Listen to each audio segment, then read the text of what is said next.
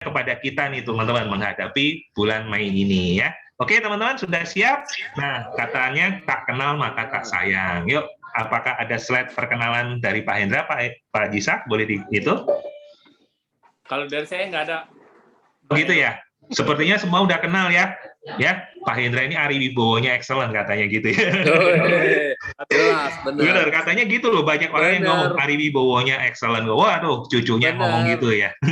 Oke, kalau gitu tanpa berlama-lama, yuk teman-teman bisa open mic, open video teman-teman. Kita akan sambut Pak Hendra dengan sangat luar biasa. Mari teman-teman kita berikan tepuk tangan yang sangat luar biasa buat Pak Hendra. Wih. Silakan Pak Hendra. Thank you Pak Heru. Nanti tolong dibantu ya kalau ada untuk tanya jawab. Ya Pak. Ya, pagi teman-teman. Apa kabar semua? Pagi, luar biasa. Pagi, Kak Hendra. Pagi. Ini apa? Liburan kemarin. Pada kemana? Nggak liburan. Yang bener. Iya. Bisa Susah aja. kemana-mana. Oh gitu ya. Ya, teman-teman, hari ini materinya apa ya Pak Heru ya? Ini apa? Tentang konsep dasar menjual asuransi jiwa Pak. UP, jual UP. Berarti jual UP ya? Ya betul Pak. Ya, kita santai aja ya teman-teman kan. Kemarin kan masih libur-libur, terus sekarang serius, jadi ntar nggak konsen gitu. Materinya simpel-simpel aja, santai-santai.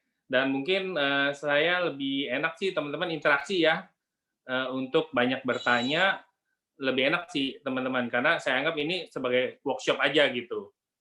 Walaupun nanti saya akan lemparkan beberapa poin ya teman-teman yang mungkin bisa jadi isu dalam arti teman-teman bisa pakai itu untuk isu menjual sih, istilahnya topiknya bisa dipakai untuk menjual gitu.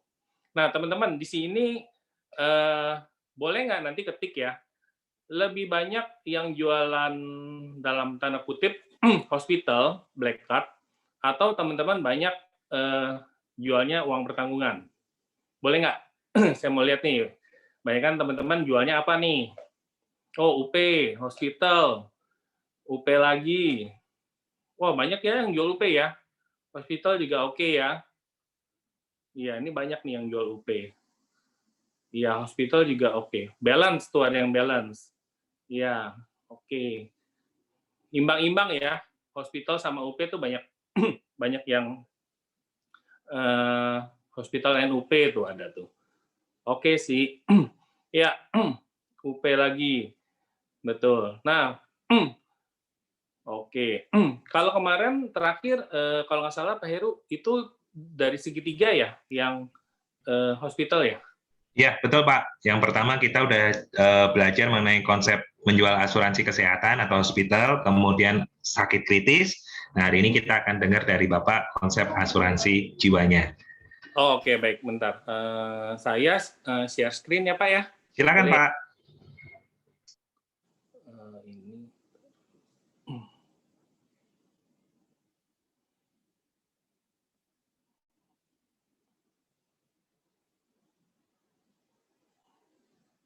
Sudah Pak? Belum ya? Belum muncul Pak. Nah, ini baru sebentar lagi muncul. Apakah sudah? Masih loading Pak.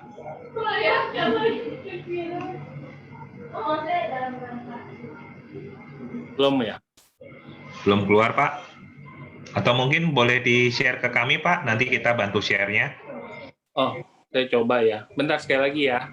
Ya, silakan Pak.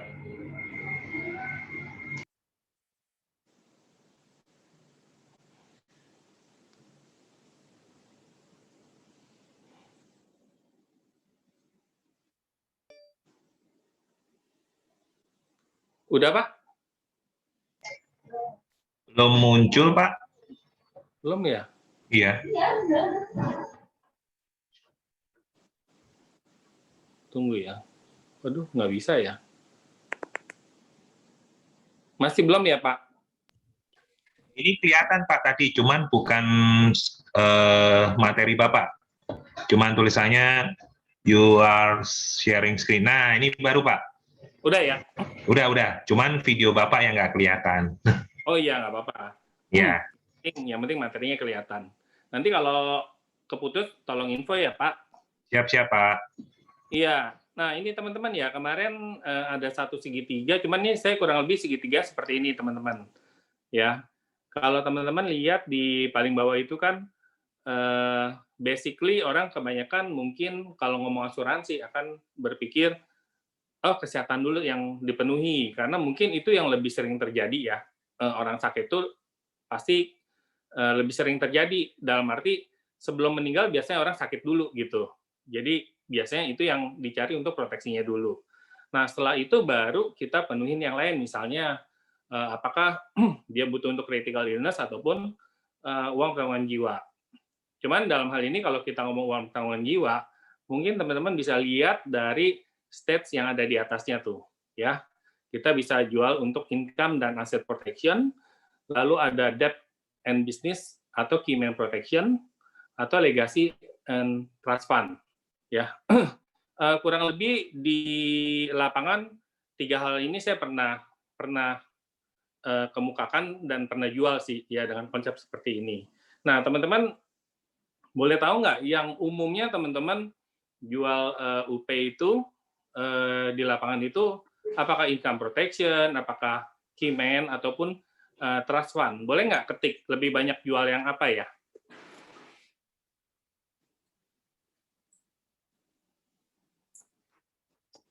Halo, kedengar? Silakan teman-teman. Mungkin lebih gampangnya kalau teman-teman jual income protection, ketik 1, kemudian debt key man protection, teman-teman bisa klik 2, kemudian legacy, teman-teman bisa klik 3. Soalnya mungkin kepanjangan gitu kali Pak Hendra nulisnya. Nah, yang paling income protection 1, itu 2. Ya, betul. Ya, income-nya 1, key man protection 2, kemudian legacy itu 3. Yap. Lebih banyak jualnya pakai konsep atau cuman jual UP sekian gitu loh. Ya. Nanti sambil ngobrol sambil tanya ya teman-teman ya. Mungkin nanti saya ada share sedikit seperti presentasi, tapi ya mungkin lebih arahnya ke narasi ya teman-teman ya. Terus ya saya nggak kelihatan ya untuk ini ya emang atau belum ya? Ini Bapak nggak kelihatan soalnya Pak videonya. Oh ya udah. Cuman share screen-nya Bapak. Protection hierarki ini ada. Oke.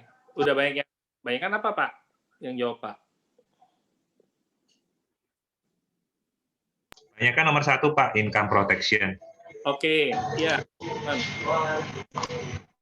Kalau kita ngomong secara biaya ya teman-teman ya, sebetulnya kalau teman-teman mau hitung jualan UP itu menurut saya secara premi itu yang paling murah. Ya, yang mahal itu critical illness ataupun hospital itu mahal menurut saya. Terus sifatnya kalau kita jualan hospital itu hanya untuk emergency fund. Dalam arti kalau terjadi sesuatu ya kita tidak memberatkan finansial kita gitu loh, karena ada insurance yang cover. Nah, tapi kalau kita jualan uang pertanggungan, menurut saya kenapa preminya murah? Karena dapatnya itu lebih besar dibanding total premi yang dibayar. Ya, teman-teman boleh catat nih. Premi yang kita bayar ya itu jauh lebih sedikit dibanding apa yang nanti kita terima. Ya, itu jauh sekali. Dan yang kita terima itu dalam artian tuh pasti. Kenapa? Karena orang meninggal itu atau mati ya itu mutlak gitu loh. Udah suatu kepastian. Kalau kita jual hospital itu mungkin nggak orang mungkin banget, tapi kan kita nggak tahu kadarnya seperti apa. Cuman kalau kita ngomong meninggal itu udah pasti kejadian. Jadi kalau kita beli life insurance, kita beli sesuatu yang pasti. Ya kan? Pasti meninggal. Cuman kita nggak tahu aja kapan terjadinya gitu loh. Nah, luar biasanya life insurance itu kalau teman-teman kita sambil visualisasi ya. Begitu kita sign dan disetujui, Misalnya kita beli deh uang tabungan 1 miliar. Ya, begitu kita sign dan disetujui, berarti 1 miliarnya itu udah standby loh teman-teman. Ya, sudah standby di depan gitu, walaupun baru disetujui dan sekali bayar. Ya, kalau kita mau kumpulin aset 1 miliar, misalnya dalam bentuk properti atau cash gitu kan nggak langsung ada gitu. Dalam arti kebanyakan orang mengumpulkan, ya, mengakumulasi dan butuh waktu, ya, bisa 10 tahun, 20 tahun, bahkan 30 tahun gitu loh. Misal mau create aset 10 miliar, kan nggak bisa langsung jadi gitu loh. Harus di-create ya. Tapi kalau life insurance, begitu kita disetujui untuk punya uang pertama 10 miliar, ya udah 10 miliarnya udah standby nih kalau terjadi resiko ya, udah di depan nih. Dan kebanyakan orang akan berpikir, oh itu kan kalau terjadi sesuatu dalam arti meninggal, memang benar gitu. Cuman masalahnya kan hal itu kita nggak bisa prediksi, ya nggak bisa prediksi kapan itu kejadian. Tapi once itu terjadi, asetnya udah standby. Ya kurang lebih gambarannya seperti itu sih yang saya sering share ke nasabah adalah kita bisa memiliki aset yang instan dan jauh lebih murah gitu loh kalau kita create uang pertabungan ya. Nah teman-teman, kalau saya cerita seperti ini, itu yang saya cerita itu tuh untuk yang nomor 3 ya, paling atas. Ya, itu lebihnya untuk asset creation sih, ya, create aset baru, ya. Kadang orang hidup itu ya dia create aset pada waktu hidup gitu. Life insurance itu ya asetnya akan timbul aset baru pada waktu dia yang nggak ada di sini lagi gitu loh. Selama dia hidup kan dia bisa create aset kan. Tapi waktu orangnya udah nggak ada, nah life insurance itu ya asetnya baru nongol tuh keluar. Cara bikinnya gimana? Murah sekali untuk bayar preminya. Kalau teman-teman ada yang buat misalnya untuk teman-teman bikin deh contoh Prucinta ataupun Purwarisan. Itu preminya memang murah sekali sih ya menurut saya ya. Teman-teman hitung deh, mungkin umur 30-40 itu total bayar itu mungkin kalau 10 tahun itu mungkin cuma sekitar 20% teman-teman. Ya. Kalau umurnya 40-an, create 1 miliar, cuma bayar 20%, 10 tahun, berarti kan cicil dong, setiap tahun itu cuma 2%. Betul ya teman-teman ya, 2% setiap tahun, selama 10 tahun ya 20%. Dapatnya 100% teman-teman, dan sudah standby di depan. Ya. Nah itu untuk yang paling atas ya teman-teman. Sampai sini kira-kira ini teman-teman udah lihat semua ya. Nanti kita bahas satu-satu. Sekarang saya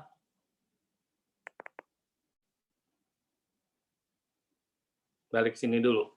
Nah teman-teman ada pertanyaan nggak untuk yang saya bahas di nomor 3? Silakan teman-teman, kalau ada yang mau bertanya langsung aja open mic-nya. Tadi Open ada video. atau legasi. Kalau saya mau gambar, saya share screen lagi ya.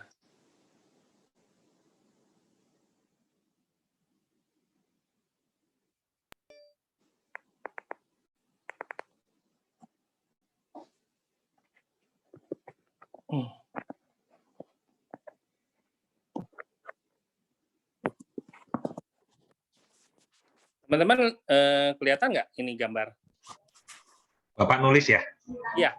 Ada Pak, kelihatan. Oke. Kelihatan. Oke, jadi dulu misalnya kita ngomong yang nomor 3 ya untuk trust fund atau legacy. Misalnya ada satu orang yang ya sekarang dia misalnya udah punya mengumpulkan uang atau aset itu 10 miliar. Kalau dia punya 2 anak, pada waktu nanti dia nggak ada lagi, kan aset itu nggak mungkin maksudnya dia bawa sampai ke makam gitu kan, nggak mungkin gitu kan, pasti akan diwariskan. Nah, kalau dia punya 2 anak, logikanya dia akan kasih rata ya, 5 miliar, 5 miliar. Betul ya teman-teman ya. Nah, dari 2 anak ini, kalau anak ini misalnya punya 2 anak lagi nih, ya, umumnya kalau dia punya aset segini, kita ngomong secara normal aja ya, pasti akan kasihnya 2,5 miliar, 2,5 miliar.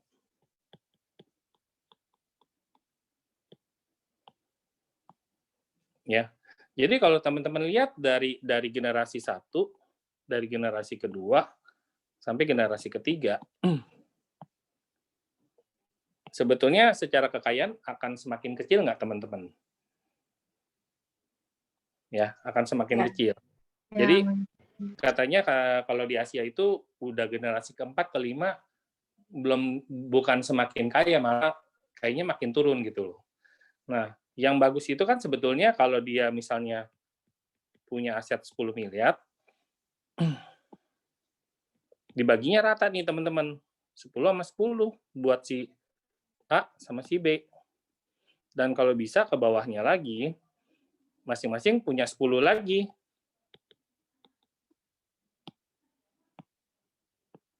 Generasi 1, generasi 2, generasi 3. Ya. Betul nggak teman-teman? Bagusnya kan seperti ini gitu loh. Jadi minimal sama, bahkan kadang-kadang ada yang bisa lebih. Nah, ini saya bilangnya adalah konsep pelestarian kekayaan. Ya, kalau yang di atas ini hanya konsep pembagian kekayaan biasa. Wealth distribution biasa, yang konvensional lah akan seperti ini gitu loh. Tapi zaman sekarang kita bisa melestarikan kekayaan, ya salah satu caranya dengan memakai asuransi ya. Kita bilangnya beli paper asset aja di asuransi yang harganya bisa sampai, ya tergantung kita mau kreditnya berapa.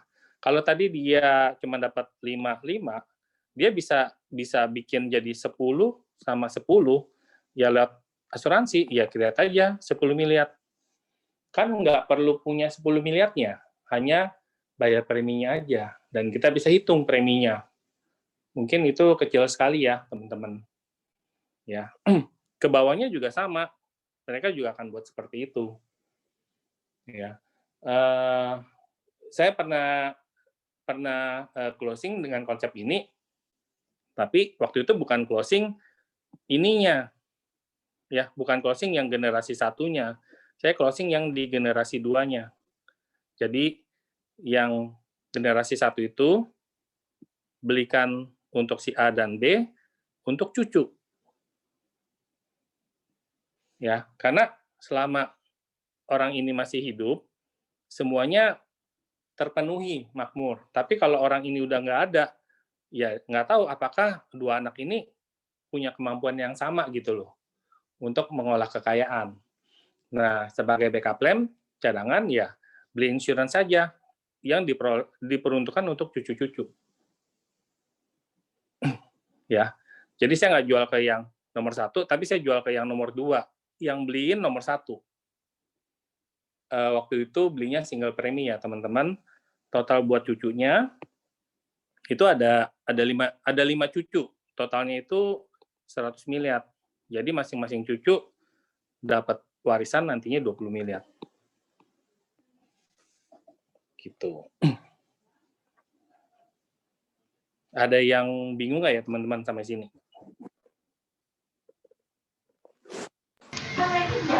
Enggak sih kok.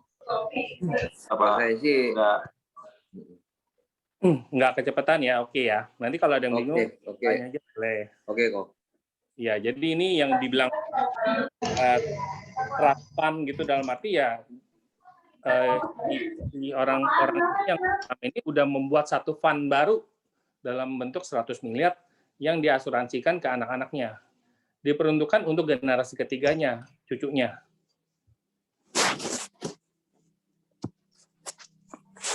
Ini ada yang tanya Pak Hendra. Iya.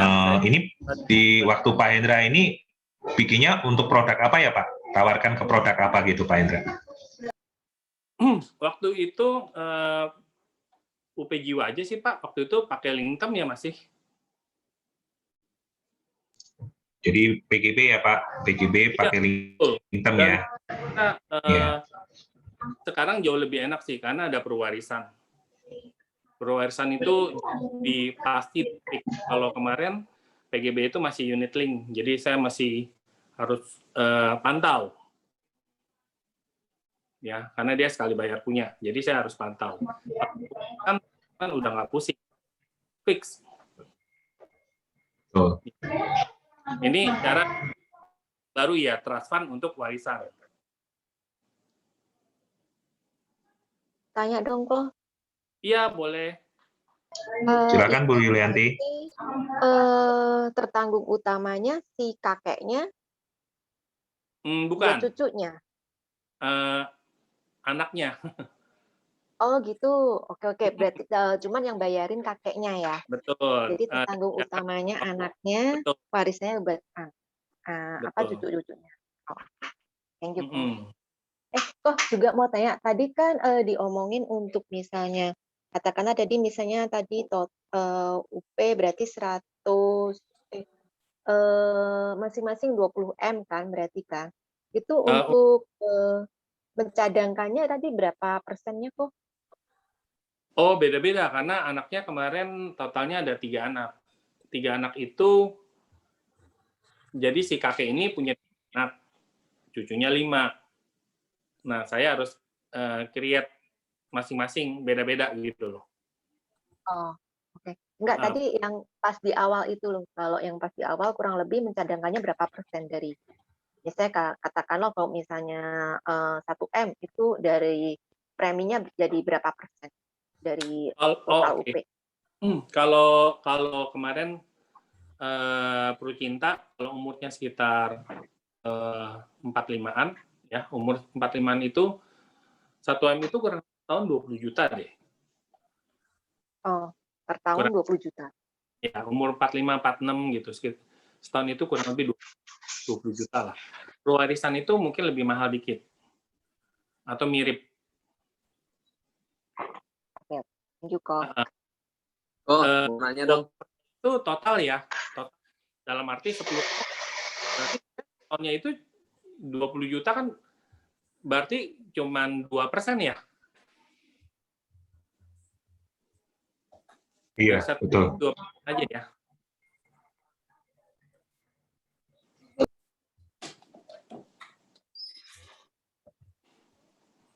Iya, lanjut. Kok mau nanya kok. Ya. Silakan Pak Bunjung. Ya, Kak Hendra mau nanya nih Kak Hendra. Iya, Kak Bunjung. Kok itu awalnya gimana ya kok ya? Kita bisa masuk ke situ ya kok.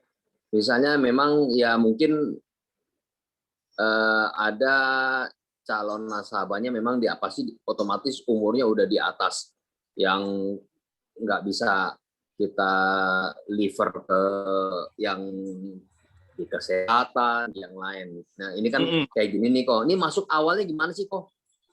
Boleh nggak kok saya sharing dikit. Ya, awalnya itu sebetulnya ini kan saya termasuk big case ya. Itu ya itu big case saya lah. Itu 2017 kalau nggak salah. Big case itu memang saya bina hubungannya nggak maksudnya cukup lama ya, bukannya instan. Itu kan lumayan, preminya lumayan. Terus lebih arahnya ke hubungan dulu sih, Ko Bunjung. Kalau hubungan masuknya lebih gampang. Dan dia juga tahu saya di insurance, dia juga tahu perkembangan saya di insurance. Nah, jadi kadang-kadang ya suka nanya lah gitu, gimana insurance, rame nggak, gini gitu kan. Biasalah, itu kan obrolan biasa. Nah, dari situ baru lanjut ya. Saya cerita, di sini ada Dodi nggak ya? Dodi nggak ada ya? Nah, saya cerita, karena tahun 2016, kalau nggak salah, itu saya temenin Dodi ke Bunjung. Itu yang jual UP 70 miliar. Ya, 70 miliar. Kayaknya itu mungkin dahsyat. Itu excellent, dia paling gede tuh. Dahsyat. Ya, miliar. Saya juga nggak ada pengalaman untuk jual case gede. Cuman waktu itu saya temenin Dodi, dia punya calon nasabah cukup oke.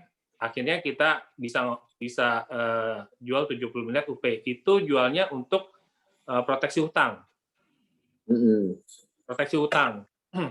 Nanti saya cerita proteksi hutang, kenapa kok bisa jadi jualan proteksi hutang. Nah, ini nanya gimana bisnis gini-gini, ya oke lah. Oh, terus saya cerita, kemarin baru di grup saya ada closing yang 70 miliar. Nah, dia tanya, oh 70 miliar premi berapa tuh? Kadang-kadang orang kaya, kalau misalnya kita berapa puluh miliar, 100 miliar, atau dia biasanya akan tergelitik nanya, premi berapa tuh?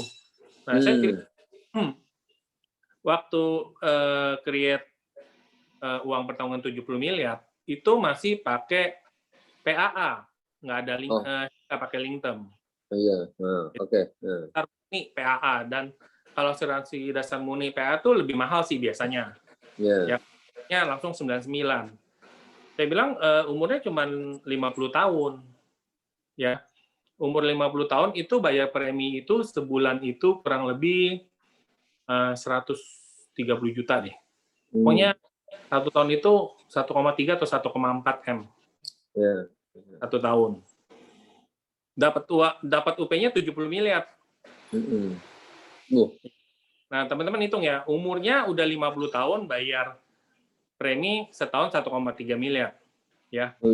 Kalau misalnya dia bayar 10 tahun, dia berarti udah bayar berapa pengunjung? 13 M. 13 M. Kalau dia bayar 20 tahun berapa pengunjung? 26 M.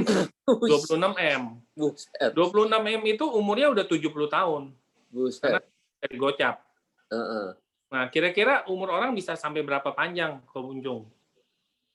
Kalau rata-rata sih 60-an, 70 ya. Iya, kalau dia panjang 80 sampai 90 lah. Iya. Kalau setelah premi kalau bayar terus itu kita sampai 20 tahun loh. Kayaknya cuma 15 tahun. Iya. Itu udah cukup. Kalau dia bayar terus aja nih sampai 30 tahun terus tiba-tiba meninggal, masih untung nggak? Masih. Masih untung. Masih. Iya. Nah, cuma cerita gitu doang. Maksudnya dia punya hutang sekian, jadi pakai asuransi memang untuk cover dia punya liability gitu. Ya, setelah itu, setelah kita seperti itu, orangnya nanya, kalau buat gue gimana? Karena biasanya orangnya akan tergelitik gitu kan. Ya baru saya, kalau itu nanti saya coba hitungin, kalau buat Bapak, mesti berapa nih Pak? Gitu. Jadi awalnya saya prospek dia dulu ke Muncung. Iya. Cuman pada waktu saya buat create, ternyata preminya kan orangnya lebih tua dari yang 50 tadi. Lebih mahal gitu loh. Cuman saya akhirnya nggak paksain ke situ. Makanya saya pakai konsep yang tadi. Maksudnya alihkan ke cucu. Jadi yang saya jualnya ke anaknya dia gitu loh. Iya sih. Emang sih iya. Dia bilang, oh ya benar juga ya. Ya udah deh, kayaknya anak gua aja deh yang lu bikinin gitu. Ya udah, anak cucunya ada 5. Saya hitungin aja kalau 100 M total semua oke nggak gitu. Oh ya preminya berapa? Coba dia mau lihat gitu. Soalnya dia pikir buat dia cukup mahal. Nah kadang-kadang kita tergelitik untuk paksain. Enggak lah, nggak mahal gini. Kita brand kira-kira gimana? Oh maunya dia begini ya, saya ikutin gitu. Ya itu dia emang kadang-kadang suka kepancing. Waduh mahal ini nih ya. Iya. Nah ya makanya kita mesti lihat opsi-opsi lain selain itu apa yang bisa jadi solusi juga buat dia gitu. Itu lumayan waktu itu saya single premi 6 miliar ya. Bus. Single premi 6 miliar. Jadi ya lumayan dia ada top up terus premi. Itu ya. Kadang-kadang kita suka ke ini nih, ke blok sama pikiran kita sendiri. Aduh, dia bisa nggak ya premi segitu ya? Atau kegedean nggak ya? Atau kekecilan gitu. Gimana kok cara mengatasinya kok? Mengatasi pikiran kita nih. Sebenarnya orangnya bisa gede sebenarnya. Gitu. Iya. Belum lama saya kan ada jualan perwarisan juga nih. Ini lagi nunggu issued. UP-nya 7,5 miliar. Us. Terus saya bikin cuma 10 tahun. Karena dia kan udah punya polis beberapa di saya nih. Lumayan. Nah, terus saya tawarin lagi. Saya cuma bikin 10 tahun ke Buncung, karena itu 10 tahun itu kurang lebih sekitar nggak nyampe 200 juta, sekitar 180-an atau 190-an juta. Ngobrol-ngobrol kayaknya sih oke lah gitu ya. Terus saya bilang kalau Purwarisan ini tuh bisa 5 tahun, 10 tahun, sama 15 tahun. Semakin pendek bikinnya semakin murah, saya bilang, total bayar premi. Ya, banding sama yang 15 tahun ini bisa save 50%. Nah, saya bikin tengah-tengah 10 tahun supaya preminya nggak gitu mahal lah, ya. Kalau dia tanya yang 5 tahun berapa? Karena saya udah hitung 5 tahun itu kurang lebih 325 juta. Iya, gede kan. Pasti pikiran kita keblok tuh. Saya keluarin dulu gitu kan, saya deal di 10 tahun dulu gitu kan. Dia tanya 5 tahun berapa? Terus memang ada royalty reward kan. Terus kita hitung-hitungan. Segini. Kayaknya oke juga. Nah, kadang-kadang saya juga kaget. Akhirnya dia pilihnya yang 5 tahun bahkan. Padahal saya udah ngitung nih, kira-kira, 300 orang mau keluarin lagi nggak ya? Nah, itu dia. Tahun lalu kan dia baru ambil juga, tahun lalu tuh sekitar 200 jutaan. Itu dia. Iya. Kadang-kadang ya kasihnya opsi aja sih ke Buncung. Cuman kita udah bikin gitu loh. Belum minim-minim dia ambil lah yang segini gitu loh. Kalau 5 tahun kan agak mahal. Ya saya coba bikin gitu. Ternyata malah orang pilihnya yang 5 tahun. Nah, kalau menurut saya nggak usah dipikirin sih. Kira-kira aja, kayaknya dia sanggup deh. Ya udah bikin aja. Kalau dia nggak sanggup, pasti dia akan nurunin. Ya kan? Kita kasih opsi lagi yang lain. Yang penting konsepnya masuk dulu gitu. Konsepnya dalam arti memang ada kemauan untuk beli.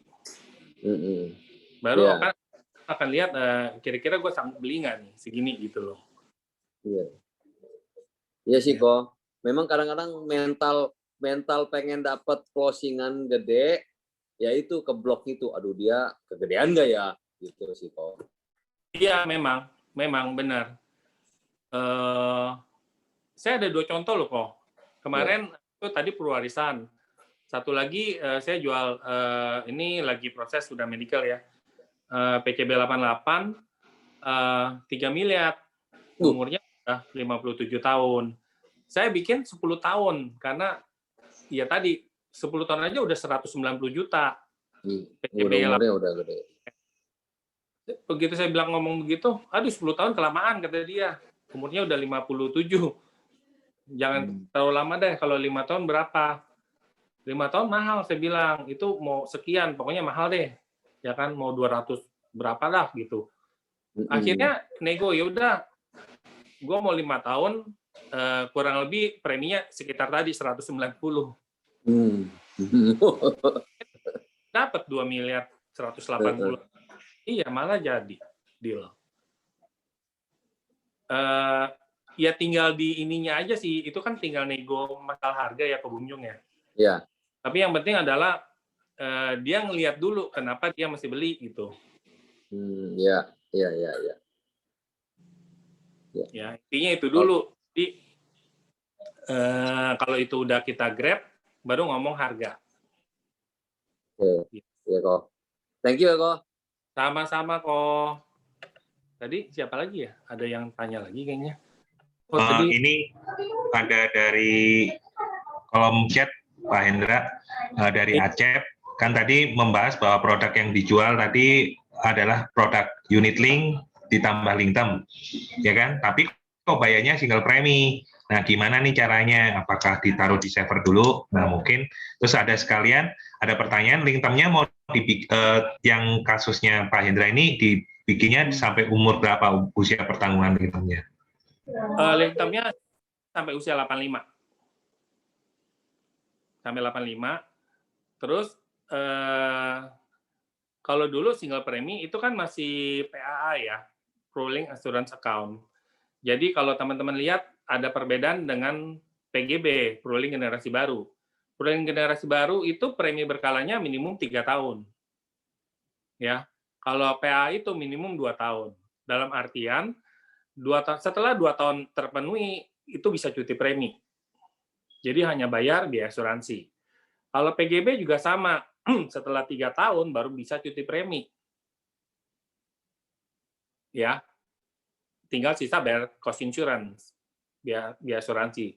Jadi kalau kita mau bikin single premi, ya yang penting bayar premi 2 tahun, lalu sisanya dia top up untuk bayar cost insurance. Nah, top up-nya ini cukup nggak untuk sekian lama gitu. Nah, kita harus lihat tuh di asumsi nilai tunai. Nah, itu yang harus dijaga. Kalau nggak sesuai, ya dia harus top up lagi. Gitu. Ya, artinya kalau nggak sampai 85 tidak meninggal, berarti dia nggak dapat uang pertanggungan. Tapi dia akan dapat nilai tunainya aja. Akan dapat nilai tunai. Makanya menurut saya sekarang lebih enak. Kenapa? Karena ada perwarisan. Perwarisan itu lebih nggak pusing. Dia cover sampai 99. Mau dibikin, kayaknya perwarisan mau dibikin single premi juga bisa, sekali bayar. Tapi kalau sekali bayar komisinya kecil banget ya. Kayak PIA.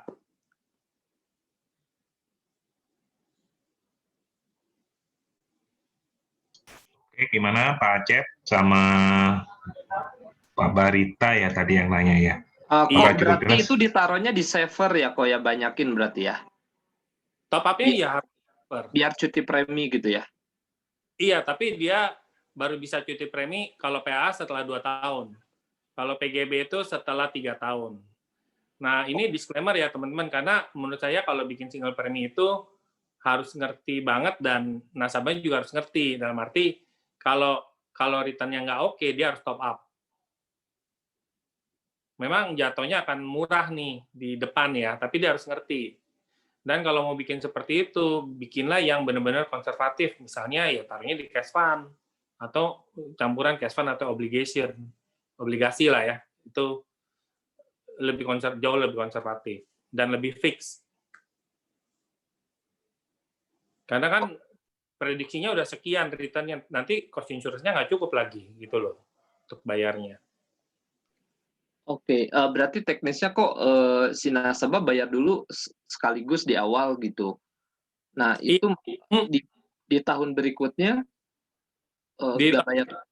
Dia ada 2 opsi, dia mau tarik untuk bayar premi tahun kedua ataupun dia bayar sendiri.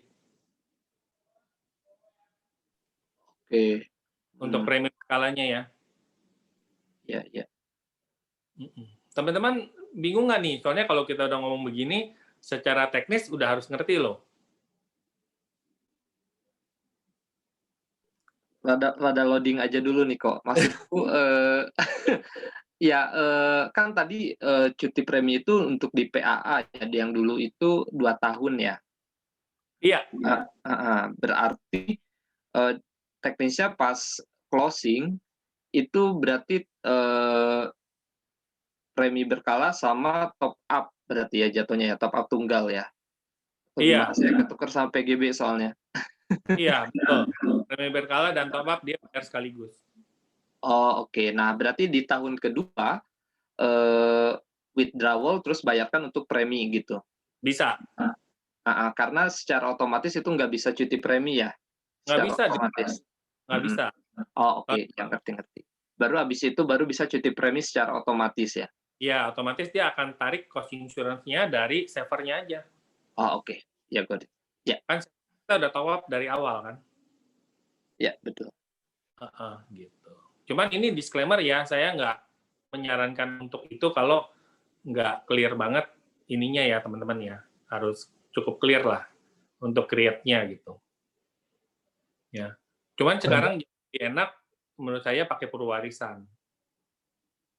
Ya. Jadi jual legasinya, jual warisannya, jual konsep aset, pelestarian aset gitu ya, atau pelestarian kekayaan, pakai perwarisan jauh lebih enak, lebih pasti lagi. Ya, itu jauh lebih enak. Nah, tadi saya ada cerita tentang yang hutang ya, Nah, kenapa bisa jual uang pertanggungan 70 miliar. Karena pada waktu itu ceritanya juga agak lama ya teman-teman ya. Maksudnya pada waktu kita prospek orangnya tuh nggak langsung mengiyakan gitu loh. Malah sebetulnya dia sudah mau ngusir kita dengan beli buat anaknya aja single premi dah 125 juta kali 2. Anaknya ada 2. Jadi 250 juta single premi cuman buat usir kita aja sebetulnya. Tapi kita nungguin aja nih, ya udahlah paling closing cuman beginilah ya. Tapi sambil nunggu, sambil ngobrol-ngobrol, terus udah terakhir pas kita mau pulang, dia baru cerita banyak tuh tentang bisnisnya, ya. Terus baru cerita ngalor ngidur bisnisnya begini gitu. Terus dia baru cerita bahwa dia bayar bunga bank aja. Jadi perputaran cash flow itu sangat penting banget di perusahaannya dia. Dia bayar bunga bank aja tuh sebulan itu kurang lebih 700 juta, teman-teman. Ya, bayar bunga bank 700 juta. Terus dia bilang kalau untungnya nggak 2,5 miliar sebulan nggak kebayar nih. Ya. Berarti kalau hitungan 700 juta, kita kan udah hitung dong, anggap 1% aja, berarti utangnya dia kurang lebih mau 70 miliar. Jadi saya tanya, emang utangnya berapa ya? Ini tante ya, ibu-ibu ya, 70 miliar. Karena cash flow-nya harus gede gitu. Nah, kita tuh kalau misalnya jualan seperti ini ya, radarnya juga teman-teman harus cepat ya. Maksudnya, kayaknya ada problem nih gitu loh. Nah, 70 miliar kalau misalnya dia terjadi sesuatu, saya tanya, emang ada jaminan nggak? Ya pakai jaminan. Asetnya banyak, tapi dijaminin semua. Ya, dijaminin semua. Oh, kalau ada sesuatu nih, terjadi sesuatu nih, asetnya bisa kelego sama bank dong. Bisa masalah loh. Maksudnya ya kita baru lihat masalahnya di situ. Iya benar juga. Sebetulnya, terus saya bilang, loh sebetulnya asuransi bisa cover itu loh, Tan. Maksudnya, emang nggak pernah ditawarin untuk istilahnya asuransi untuk hutang gitu loh.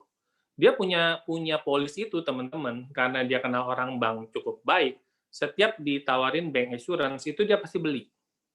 Mungkin polisnya itu total ada 80 polis. Ya, 80 polis, kita review, nilainya nggak nyampe 15 miliar. Ya, tiap ditawarin pasti ambil. Jadi, kita review, oh yaudah, tante kan punya polis banyak, kita review dulu deh, kira-kira cukup nggak untuk cover hutangnya tante nih kalau terjadi sesuatu. Ternyata udah dihitung-hitung nggak nyampe gitu loh, jauh. Nah, setelah itu, ya udah, kurangnya kan banyak kan, ya udah kita bikinin proposal. Dan ternyata ya orangnya oke sih waktu itu. Ya, jadi tadi ya teman-teman, saya udah cerita konsep dasar, bukan konsep dasar sih, kalau kita jualan UP ya tadi ya, bukan hanya orang meninggal itu ya begitu aja. Nih, saya share screen yang ini ya teman-teman.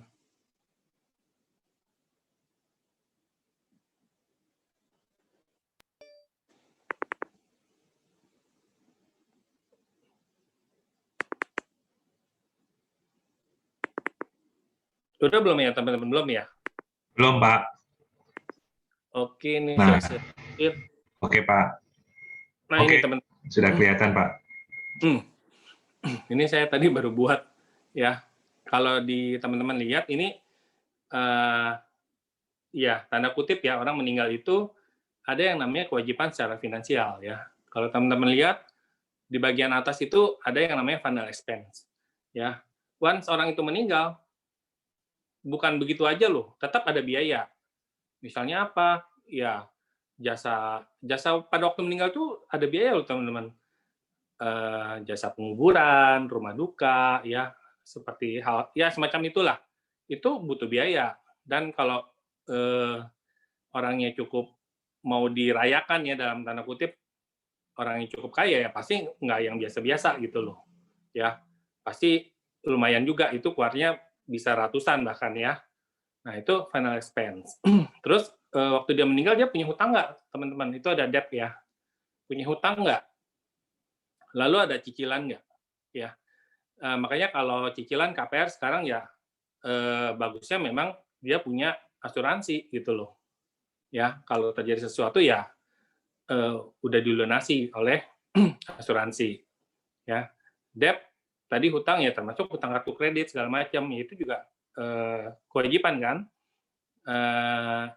yang diwajibkan untuk membayar jadi siapa ya keluarganya kalau orangnya udah meninggal. Terus kalau dia meninggal, kalau anak-anak masih kecil, nah teman-teman lihat nih pendidikan untuk keluarganya gimana anak-anaknya, ya udah disiapin belum?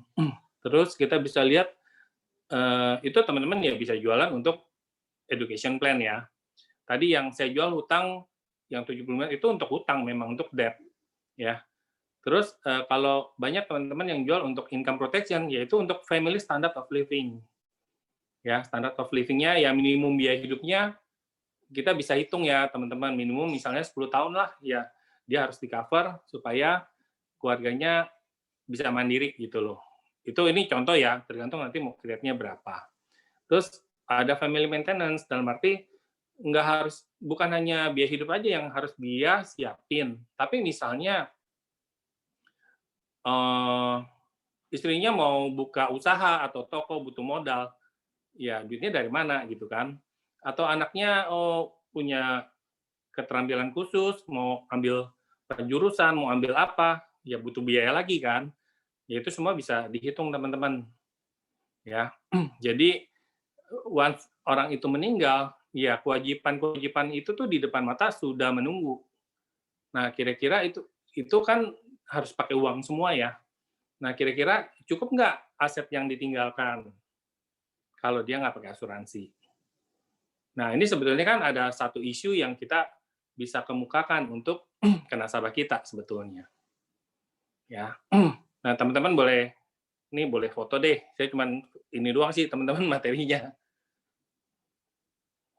Kalau udah saya balik screen-nya lagi ya.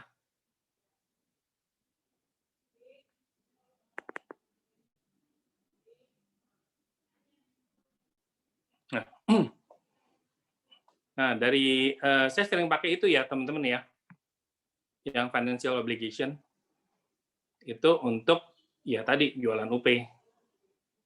Ya, tadi utang udah, terus untuk warisan udah, terus saya pernah jual juga untuk pensiun. Ya, pernah jualan uang pertanggungan jiwa nggak, tapi untuk pensiun. Ya. Jadi biasalah saya cerita tentang income protection dulu nih. Tapi kayaknya nggak gitu masuk, karena orang ini cukup ya merasa ya dia cukup oke lah ya. Akhirnya saya cerita yang lain, cerita jalan-jalan segala macam. Orang ini hobi jalan-jalan teman-teman. Jadi nyambung lah ceritanya. Terus saya dengerin aja gitu. Terus dia bilang, kita kalau misalnya udah tua nih, udah ngumpulin uang, anggaplah saya bisa ngumpulin uang 30 miliar. Dia bilang 30 miliar, gue sanggup lah pada waktu gue pensiun, gue udah punya uang 30 miliar. Tapi kan 30 miliar ini kan maksudnya udah kumpulin sekian lama, mau dinikmatin dong. Nggak mungkin, maksudnya semua kasih anak gitu loh. Minimal gue nikmatin 15 miliar deh. Misalnya mau ngapain, gue mau jalan-jalan, mau ngapain, segala macam. Cuman kan 15 miliar berarti warisan ke anak-anak berkurang dong 15 miliar kata dia. Ya udah dari situ saya jualan. Ya udah kalau lu takut berkurang, lu create asuransi yang nilainya 15 miliar. Ya, jadi pada waktu pensiun pakai aja 15 miliarnya. Nanti waktu meninggal udah ada yang gantiin.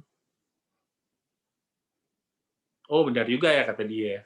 Ya coba hitung 15 miliar berapa gitu kan. Akhirnya hitung-hitung, oh masih mahal. Akhirnya dia beli yang 5 miliar dulu. Nah, jadi saya punya waktu untuk upgrade lagi ya. Tiap berapa tahun ya upgrade gitu. Karena dia targetnya 15 miliar. Sampai sini bingung nggak teman-teman? Enggak, Pak. Lanjut ya.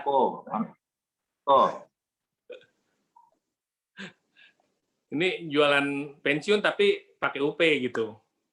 Jadi nggak usah susah-susah ngitung, oh pensiun berapa gitu ya. Dia cuma ngitung, kalau pensiun lo punya uang segini, emang mau diwasin semua kan nggak, pasti lo mau pakai. Ya kan, cuman kalau pakai kan sayang dong. Iya betul, ujung-ujungnya UP. Tapi cara ceritanya aja yang kita banyak gitu loh. Ya. Itu tadi udah 3. Terus ada juga untuk key man ya. Tadi di slide ada ya tentang key man atau business value ya. Jadi misalnya saya sering pakai nih, misalnya ambil contoh orang dagang, orang usaha lah. Biasa kadang-kadang kalau orang usaha atau dagang itu kan suami istri lah kebanyakan, ya. Motornya itu suami lah, sering keluar segala macam, deal dengan orang segala macam. Biasa istri ngurus pembukuan, ya, finance lah ngurusin, ya. Jadi dua orang ini kan dua-duanya sama-sama punya peranan ya, betul ya. Tapi mungkin yang lebih berperan mungkin suaminya karena dia yang ngedeal kontrak segala macam, keluar segala macam ya. Nah, pertanyaannya adalah kalau suaminya terjadi sesuatu, bisnisnya runtuh nggak? Menurut saya nggak runtuh, ya pasti tetap jalan, nggak mungkin runtuh. Tetapi mungkin ada adjustment dalam arti penurunan secara pendapatan. Ya, misal kalau ada suami istri, dia penghasilannya bisa 3 miliar setahun misalnya, tapi begitu suaminya nggak ada nih, ya tiba-tiba jadi cuma 1,5 miliar atau bahkan cuma 1 miliar doang, ya bahkan cuma 1 miliar doang gitu. Berarti peranan suami kan penting banget. Kita ngomong secara bisnis ya teman-teman ya, penting banget gitu. Nggak ada suami, income turun. Tapi Mas Untung nggak masih. Nah, mau nggak penurunan ini di-cover sama asuransi? Ya, karena biasanya akan ada penyusuan misalnya 5 tahun, teman-teman. Ya, oh si istri berjuang sendiri, tapi dia bisa membalikan seperti semula, tapi butuh waktu 5 tahun lah. Dia masih setting-setting ulang segala macam. Nah, selama 5 tahun itu kan ada kerugian, kalau kita hitung 2 kali 5 tahun itu 10 miliar. Ya, mau nggak ini diasuransikan ke perusahaan asuransi? Jadi ya si suaminya bikin uang pertanggungan 10 miliar. Nah, ini juga sama konsepnya kalau mau dipakai sebagai key man insurance di perusahaan. Misalnya di perusahaan ini kalau nggak ada orang ini, perusahaan ini bisa kolaps. Nah, value-nya bisa dihitung dari orang ini menghasilkan berapa setahun untuk perusahaan ini. Itu bisa dihitung gitu loh. Sama, jualnya UP juga. Cuman tinggal create aja. Sekarang kan enak nih teman-teman, ada Purcinta, ada Purwarisan. Preminya itu kan nggak hilang, cuman titip aja. Terjadi resiko, ya udah punya UP sekian gitu loh. Tapi kalau tetap sehat, hitung-hitung bisa untuk dana pensiun nanti. Kayak nabung biasa aja gitu, titip di kita. Itu jauh lebih enak. Gimana ini? Bentar. Kalau mau jual Purwarisan, tapi mau diarahin untuk uang pendidikan. Kira-kira mau ceritanya gimana gitu?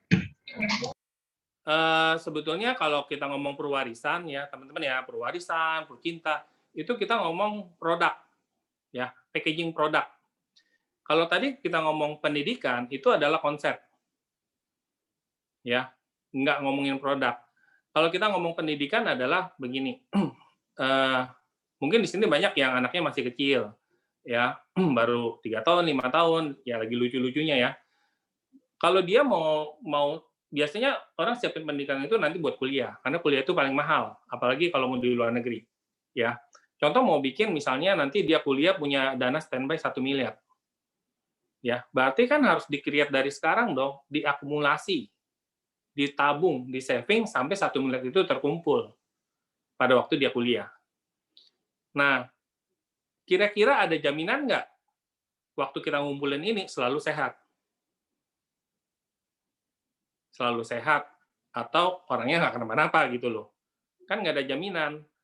Nah, mau nggak resiko itu ditanggung sama asuransi? Dalam arti kalau terjadi sesuatu, ya keluar uang pendidikannya 1 miliar. Iya kan? Itu dari sisi resiko dan asuransi gitu loh.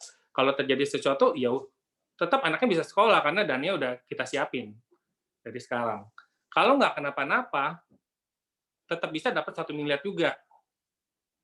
Jadi ada dua ya teman-teman. Satu, kalau terjadi apa-apa, 1 miliarnya keluar. Kalau dia tetap sehat, tetap dapat 1 miliar pada waktu anaknya kuliah. Nah, teman-teman mau pakai produk apa nih? Ya, kalau teman-teman mau pakai produk warisan, create 1 miliarnya tuh gampang, karena udah cetek 1 miliar premi sekian. Tapi teman-teman masih lihat, nilai tunainya terkumpul nggak pada waktu kuliah 1 miliar? Menurut saya nggak terkumpul. Nah, terus gimana supaya tetap ada 1 miliarnya nih pada waktu anaknya kuliah kalau dia sehat? Mau nggak mau ya dia harus cari alternatif lain untuk saving. Entah itu di bank, entah itu di reksadana. Ya, yang ada resikonya masing-masing ya secara return ya. Tapi secara proteksi dia sudah tercover oleh asuransi gitu loh. Nah, kalau dia mau digabungkan ada investment dan proteksinya ya ambilnya unit link. Ya, di mana ya dia bikin aja pakai link term aja murah. Atau kalau dia mau di covernya kalau asuransi mobil tuh apa namanya? Bukan TLO. Oris. Ya, dia punya CB. Ya, karena begitu kena kondisi kritis udah keluar itu uangnya. Ya, baru savernya dihitung. Ya, komponen savernya dihitung bagaimana capai 1 miliar di usia 18. Nah, savernya ngitungnya gimana? Harus dihitung mau return-nya berapa gitu loh yang sesuai dengan resikonya. Kurang lebih seperti itu ya, teman-teman ya. Mana nih? Sorry. Gimana ini? Link term-nya kita ambil. Link term kan buat orang tuanya. Yang di cover itu orang tuanya loh, bukan anaknya loh. Maksudnya mungkin gini kali Pak Hendra, link term-nya itu sampai anak kuliah, jadi orang tuanya misalnya contoh sekarang umur 30, anaknya umur 3 tahun, nah itu mungkin apakah dihitung sampai kuliah atau sampai tamat kuliahnya untuk orang tuanya, sebaiknya gimana gitu? Sampai kuliah, tapi link term 55 aja udah cukup, karena link term 55 udah paling rendah. Contoh umur orang tua 30 lah, berarti mau ke 55 kan masih 25 tahun. Nah, anaknya umur berapa sekarang? Misalnya 5 tahun, dia kan cuma butuh 13 tahun ke depan untuk proteksi.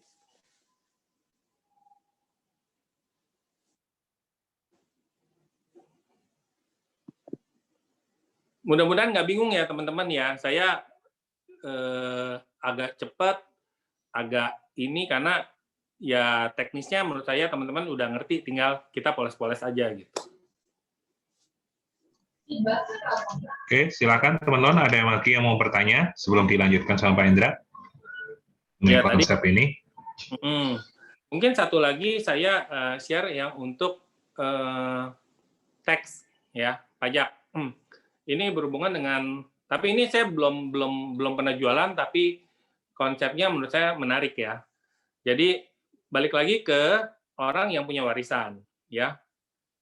Contoh tadi si A lagi deh, si A misalnya punya aset 50 miliar deh, ya, atau nggak usah 50 miliar deh, 10 miliar aja deh aset. Kalau dia nggak punya, istilah kita nggak ngomong asuransi, misalnya properti segala macam, yang nilainya 10 miliar. Kalau misalnya dia meninggal, ya otomatis kan 10 miliar ini akan dikasih ke anak ya, teman-teman ya. Nah, kasih ke anak itu kan istilahnya tanda kutip harus balik nama dong, ya. Balik nama itu misalnya ada notaris, ya, pajak segala macam. Boleh nggak saya ngomong, ya sama ono itu dah, kotornya itu 10%. Ya, dari nilai 10 miliar, bayar pajaknya aja tuh bisa 1 M. Sebetulnya kemarin saya ketemu ada temennya istri saya, Tina, di daerah Citra, itu dia diwarisin kurang lebih 9 properti sama orang tuanya, dalam bentuk ruko lah, macam-macam tuh. Ya, 9 properti. Wah, enak dong. Enak, tapi dia bilang, ini buat bayar balik namanya aja, gue udah nggak punya duit, kata dia. Karena mahal banget. Ngurus sana, ngurus ini gitu loh, mahal banget. Nah, jadi idenya adalah, kalau 10 miliar kita mesti keluarin biaya 10%, 1 M, itu udah pasti belum, teman-teman? Itu adalah sesuatu yang pasti. Karena kan bayarnya ke negara lah, dalam arti 10% itu notaris, segala macam, itu kan udah pasti gitu. 1M tuh mesti keluarin nih buat balik nama. Nah, berarti 1M itu kan kita anggap 100% nih. Harus bayar 100%. Mau nggak kalau bayarnya cuma misalnya 30%?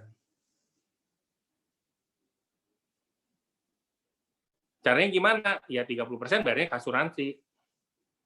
Jadi dia beli UP juga yang nilainya 1M.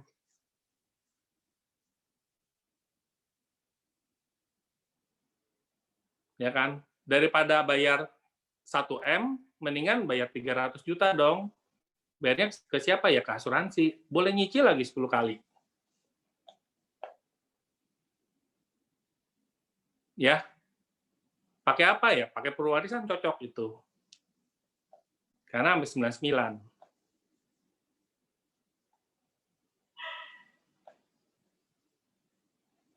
Yaitu teks ya. Jadi sebetulnya kegunaannya banyak teman-teman. Tinggal kita purpose-nya apa nih untuk kita ketemu klien. Jadi kadang-kadang kebanyakan kenapa kita bisa repeat order lagi, repeat order. Karena ya itu jualannya UP. Kalau sekarang untuk health ya paling kalau mau di-upgrade dia ganti plan. Cuman kadang-kadang orang udah plan sekarang kan bagus kan, health yang sekarang tuh udah full cover gitu loh. Cuman pakai Cheapest One Bed One Room udah full cover aja. Dia bisa seumur hidup malah. Cukup menurut saya. Nah, yang kita bisa reselling lagi adalah kalau ya tadi bisa jualan UP. UP itu nggak ada batasnya menurut saya. Teman-teman bisa balik lagi. Dan ingat ada inflation, ada inflasi. Orang punya UP 1 miliar, mungkin sekarang gede gitu. Atau 5 miliar. Cuman 5 tahun lagi itu nilainya juga udah makin kecil. Ya, jadi ya harus dinaikin lagi, di-upgrade lagi. Ya, tapi kita punya bahan ceritanya banyak. Bisa masuk lagi gitu. Ya, kurang lebih gitu teman-teman. Ada yang mau ditanyakan nggak dari berbagai konsep gitu ya?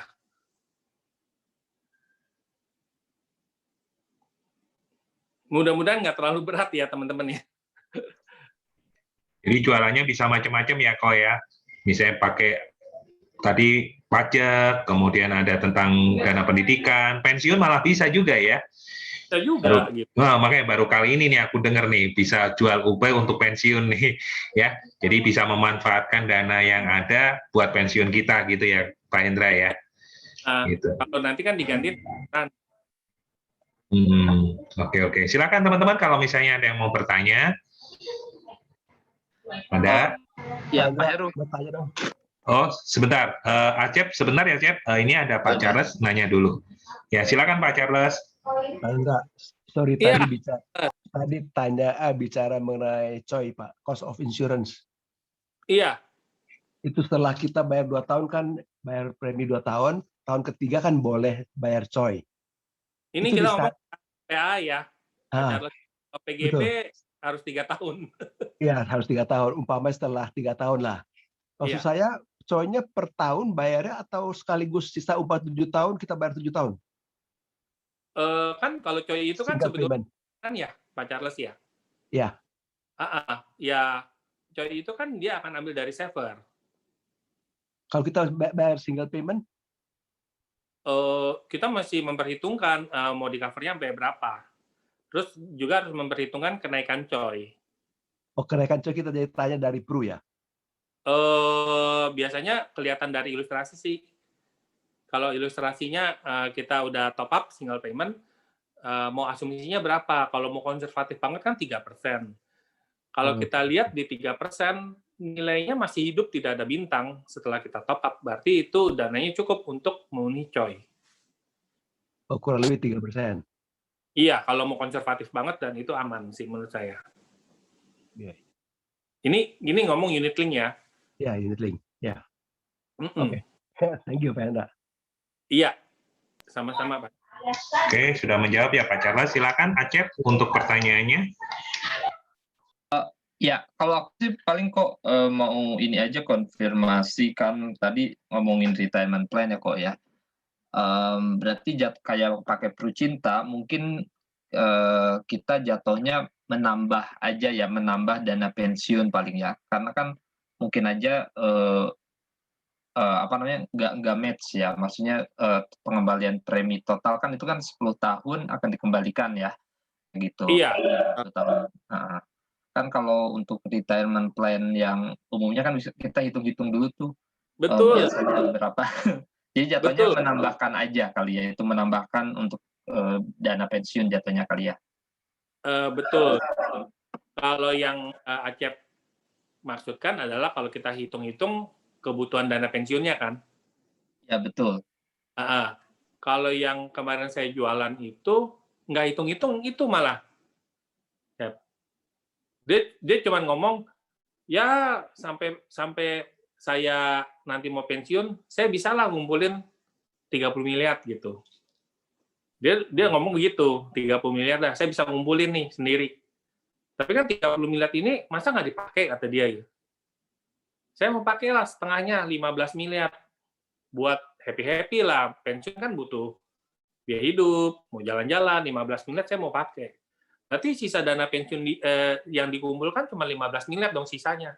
Cuman dia bilang, masa 15 miliar ini saya cuma sisain segini buat anak. Ya, saya bilang ya udah kalau gitu yang lu pakai kita bayar pakai asuransi. Jadi waktu dia meninggal nongol lagi kan 15 miliarnya gitu loh. Ya, berarti intinya orang itu udah nyiapin juga ya dana pensiunnya ya sebelum masuk Sendiri, asuransi mandiri. ya. Mandiri. Okay. Mandiri ya. Siap. Mandiri gitu. Mudah-mudahan cukup menjawab ya. Iya. Artinya kan memanfaatkan, maksudnya men-saving ininya juga, persiapan kan tadi mempersiapkan untuk diwariskan juga kan ya jatuhnya ya?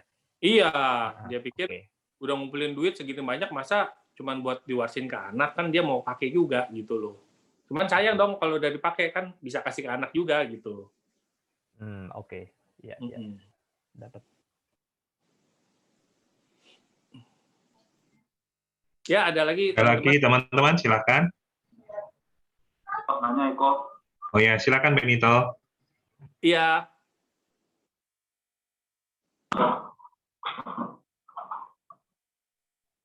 Iya, gimana Benito? Jadi maksudnya setelah uangnya terkumpul 30 miliar, Bapak itu 15 dipakai untuk Bapak itu happy, 15 yang direncanakan untuk dibagikan ke anak itulah yang di asuransi. Ya, mungkin jadi yang 15 miliar yang nggak dipakai, yang rencananya buat anaknya itulah itu yang dimasukkan ke asuransi itu. Iya, mungkin saya biar jelasnya angkanya lebih enak adalah misalnya saya ganti ya. Misalnya saya ngomong Pak Heru deh. Pak Heru nih, gampang nih. Mungkin Pak Heru ya bilang ke saya nih, Hen, ya saya emang ngumpulin uang sendiri sampai saya nanti pensiun, nanti 50 miliar adalah. Tapi kan 50 miliar saya juga mau pakai dong. Anggap pakainya 20 miliar deh, ya kan? Mau jalan-jalan, mau happy, 20 miliar kepake. Cuman kan sayang juga ya, 20 miliar harusnya gue bisa kasih ke anak total semua 50 miliar. Tapi kan gue mau pakai 20 miliar nih, Hen. Gimana ya? Ya udah 20 miliarnya beli aja dari asuransi. Jadi pada waktu Pak Heru nyampe pensiun, pakai aja Pak 20 miliarnya buat pensiun. Duitnya berkurang jadi 30 dong. Ya kan? Nah, tapi dia udah diasuransiin 20 miliar. Jadi once dia dipanggil Tuhan, balik lagi nggak jadi 50 miliar. Bikin UP 20 miliar gitu loh. Oke kok. Ya ini konsep simple sih sebetulnya, cuma cerita-cerita doang gitu loh. Saya nggak hitung sampai ya, betul. Gini gitu loh.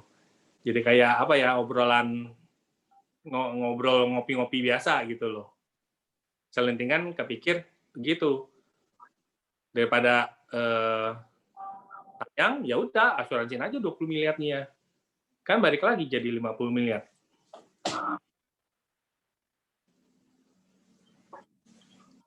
Ya, Kurang kok. Terima kasih kok. Iya, mudah-mudahan nangkep ya. Oh ya, terima kasih. Sama-sama. Masih ada teman-teman? Silakan.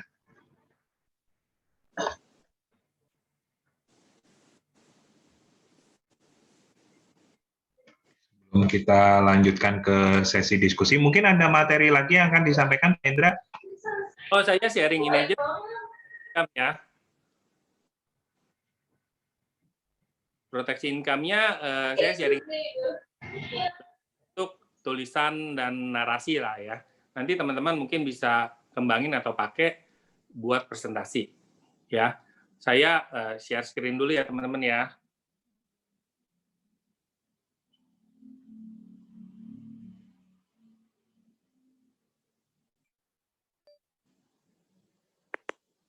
Udah bisa Pak Heru? Belum. Nah, udah. Oke. Apanya udah terlihat. Ya. Ini kalau untuk proteksi income ya. Kelihatan saya tulis ya? Kelihatan, Pak. Saya gabungin beberapa konsep sih, ada yang dari Sanjay juga soalnya. Ya. Kalau proteksi income ya, kita cerita kenapa sih harus diproteksi? Ya kadang-kadang narasinya adalah kalau misalnya suami istri punya anak, ya, terus dia itu sebagai pencari nafkah utama, ya, berarti mesin uangnya di dia dong, dalam arti umumnya suami, gitu kan. Nah, kalau suaminya terjadi sesuatu, kira-kira income-nya stop nggak? Kehidupan berubah nggak? Ya, perlu cari pengganti. Belum tentu juga bisa dapat ya teman-teman ya. Nah, ini konsep aja, tergantung nanti teman-teman ice breaking-nya gimana. Saya cerita biasanya dengan angka 4. Ya, angka 4, biasanya orang punya standar hidup. Itu ada 4 level. Ya, kalau kita mau ngomong di paling atas itu, yang standarnya mewah, lalu yang kedua ini nyaman, ya, yang ketiga itu pas-pasan, cukup makan, yang keempat ini berdasarkan sedekah ya, atau belas kasih lah, ya. Umumnya akan seperti ini teman-teman dalam kehidupan sehari-hari kita. Nah, kalau kita ngomong ke nasabah, ya kita bilang mungkin dia adanya di level nyaman deh, minimum, ya. Kalau dia punya standar hidup di level nyaman, ya, kan nggak terjadi begitu aja ya. Biasanya akan ada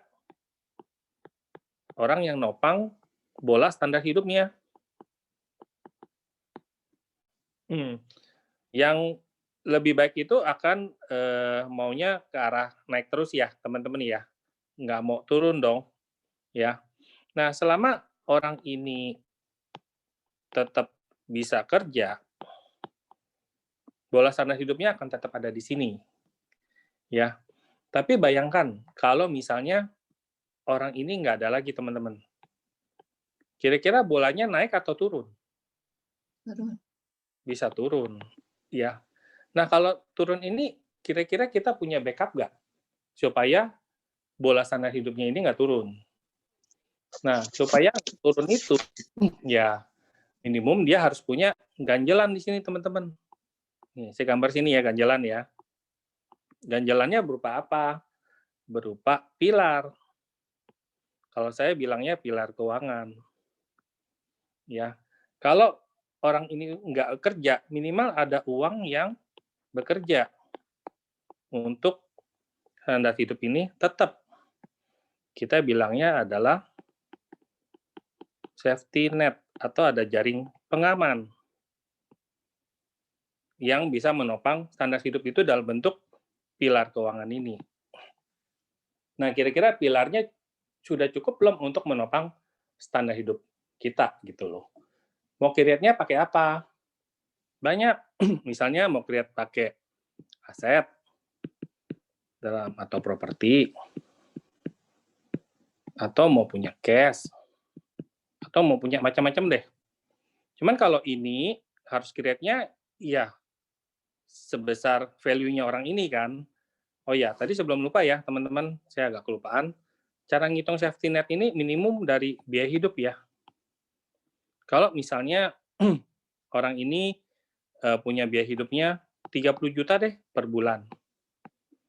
Berarti dalam 1 tahun itu dia punya pengeluaran 360 juta per tahun. Kalau orang yang ini tidak ada, ya harus bisa memastikan bahwa setiap tahun itu punya standby dana sekian. Nah, kira-kira ngitung pilar keuangan ini bagaimana?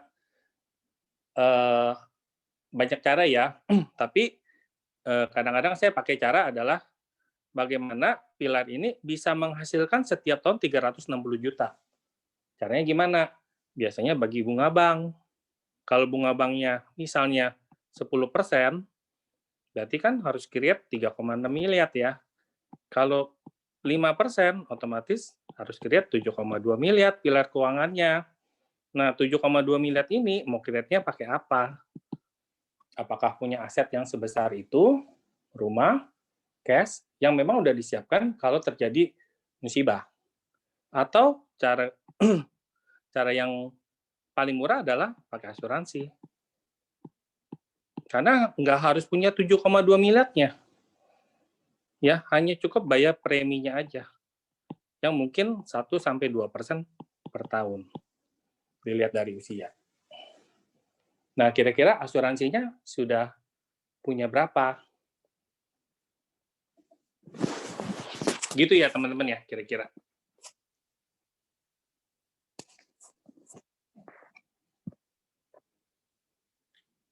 Semoga bisa dipakai. Oke, mantap. Gimana teman-teman? Apakah perlu diulang atau gimana untuk menjelaskan ini?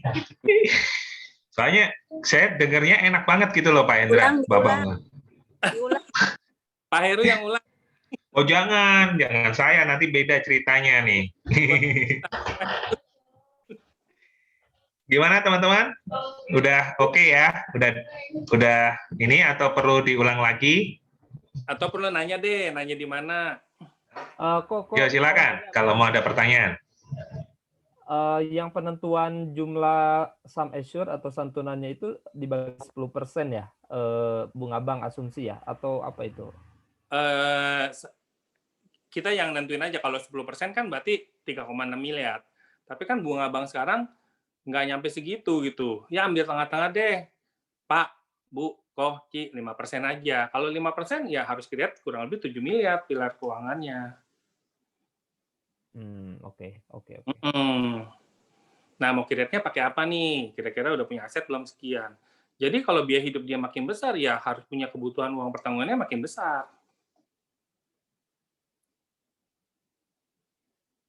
Ya, dengan asumsi berarti didepositokan nanti ya. Betul, uang pertanggungannya didepositokan.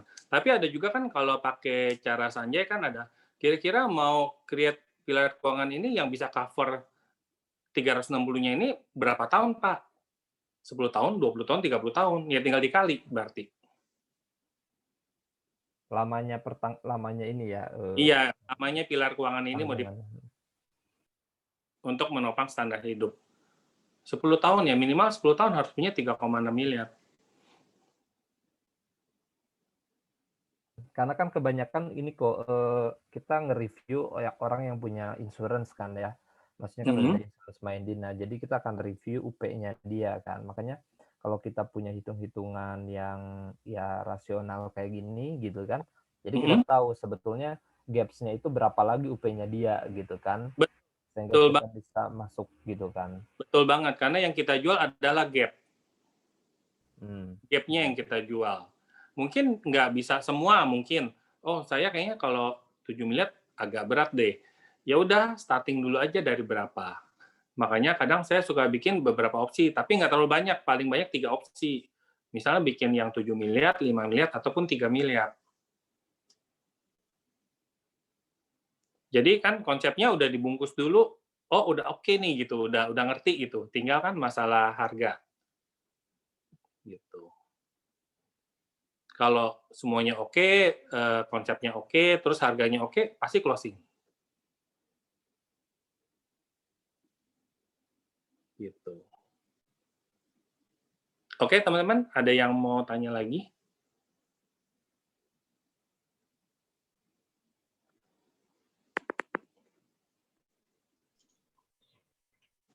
Silakan teman-teman, sebelum kita masuk ke sesi diskusi, masih ada yang mau bertanya? Tadi udah diskusi, bukan ya, Pak Hendri? Enggak, maksudnya masuk kelompok kecil, Pak Hendra, mau dibagi kelompok lagi. Wah, ini saya nggak ngerti nih kalau kelompok kecil nih. Iya. Mungkin mereka kalau ngomong langsung mungkin agak agak bingung. Nah, nanti kita masuk ke kelompok kecil gitu Pak Hendra. Mungkin sambil belajar presentasi seperti yang tadi Pak Hendra kasih gitu ya. Itu teman-teman ya. Tadi ada pertanyaan nggak untuk presentasinya, teman-teman? Kalau itu untuk proteksi income ya, teman-teman ya. Kita konsep untuk perlindungan penghasilan. Pak, nanya lagi dong, Pak. Iya, boleh. Tadi kan Bapak cerita kalau yang suami istrinya mereka dalam satu perusahaan. Ini yang barusan ini kan Bapak kan cerita ini kalau misalnya si suami sama si istri dalam satu perusahaan dan si suaminya sebagai keyman ya. Oh, bukan. Barusan saya presentasi. Yang barusan? Enggak, sorry. Yang tadi yang suami sama istrinya dalam satu perusahaan, yang istrinya sebagai admin, yang suaminya sebagai keyman dari perusahaan tersebut. Oh, tadi maksud saya adalah kalau misalnya suami istri itu punya usaha. Iya, punya usaha, betul. Dalam satu perusahaan kan. Nah, terus kan ini mau saya klopin sama yang proteksi income nih Pak. Nah, kemarin sih saya pernah ada tangga dia ngomong gini, oh suami aku itu aset-asetnya itu diatasnamakan saya. Jadi suaminya udah tahu kalau dia kerja luar kota, berarti akan terjadi pasti yang ditakutkan ntar kalau misalnya terjadi kenapa-kenapa di jalan, maka semua asetnya itu diatasnamakan si istrinya. Nah itu gimana ya Pak? Kayak gitu. Mungkin ya. Kalau saya akan tanya kira-kira berapa besar aset yang ditinggalkan. Terus pernah hitung nggak asetnya cukup nggak untuk sekian tahun? Oke. Itu mesti jadi orang ngomong tak gitu doang. Nah, kadang saya juga pernah diem juga gitu kan. Cuman lama-lama kita bisa mikir juga, maksudnya iya benar, tapi seberapa besar asetnya dan seberapa lama bisa cover dia punya kehidupan. Gitu. Oke. Nah, thank you, Pak. Gali terus sih. Kayaknya mungkin bisa. Ya, semoga. Iya, bisa dapat gitu. Terus kan kalau cuma banyak sih yang bisa dibahas. Iya, takut apa. Oke, thank you, Pak. Sama-sama. Kan kalau orang punya aset, tinggalkan. Nah, aset yang ditinggalkan itu emang mau dijual semua?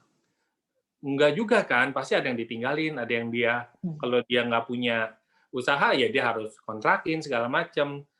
Nah, terus dia kalau mau yang lain-lainnya gimana? Kalau dia sakit bagaimana? Kira-kira jual aset nggak? Iya. Itu mesti dibahas lagi gitu loh. Iya. Oke. Jadi Terima kasih, Pak. Sama-sama.